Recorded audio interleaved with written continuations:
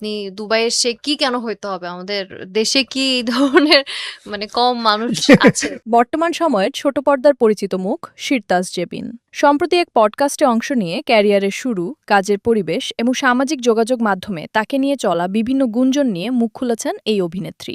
আলোচনায় উঠে এসেছে মিডিয়াতে মেয়েদের কম্প্রোমাইজ করা থেকে শুরু করে দুবাই সফরের পর্দার পেছনে নানা গল্প। মিডিয়া পাড়ায় গুঞ্জন রয়েছে যে শুরুতে মেয়েদের অনেক ধরনের বাজে প্রস্তাব বা কম্প্রোমাইজ করতে হয়। এ বিষয়ে জেবিন বলেন, আমি খুবই ব্লেসড যে আমি যাদের সাথে কাজ করেছি সবার সাথে আমার এত ভালো সম্পর্ক থাকে যে একদম ভাই ব্রাদার টাইপের। আমি কখনো এরকম কিছু ফেস করিনি। সবার যাদের সাথে কাজ করেছি আমি এত আদরের এবং সবার সাথে আমার এত ভালো সম্পর্ক, একদম ভাই ব্রাদার টাইপের। তবে তিনি ভিন্ন এক অভিজ্ঞতার কথা তুলে ধরে বলেন, সারপ্রাইজিংলি এই ক্ষেত্রে আপনি সরাসরি ডিরেক্টরদের বা অথরিটিদের ইন্ডিকেট করতে পারবেন না।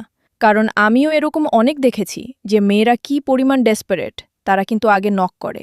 মেয়েরা কি পরিমাণ ডেসপারেট, তারা কিন্তু আগে নক করে। জেবিনের মতে শুধুমাত্র ডেসপারেট হয়ে বা কম্প্রোমাইজ করে কাজ পাওয়া সম্ভব নয়, কারণ পরিচালকের কাছে তার কাজ ও চরিত্রটি সবচেয়ে গুরুত্বপূর্ণ।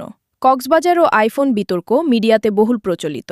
কক্সবাজার অ্যান্ড আইফোন শব্দযুগল নিয়ে জেবিন তার ব্যক্তিগত অবস্থান পরিষ্কার করেন। তিনি জানান, নেতিবাচক মন্তব্যের ভয়ে তিনি তার ব্যক্তিগত অর্জনের খবর সামাজিক যোগাযোগ মাধ্যমে শেয়ার করেন না। আমি কখনো আমার পার্সোনাল লাইফে কোনো অ্যাচিভমেন্ট বা কোনো সাকসেস আমি শেয়ার করি না সোশ্যাল মিডিয়াতে। জেবিন বলেন, মানুষ এটা দেখে না যে একটা মানুষ কতটা স্ট্রাগল বা হার্ড ওয়ার্ক করছে।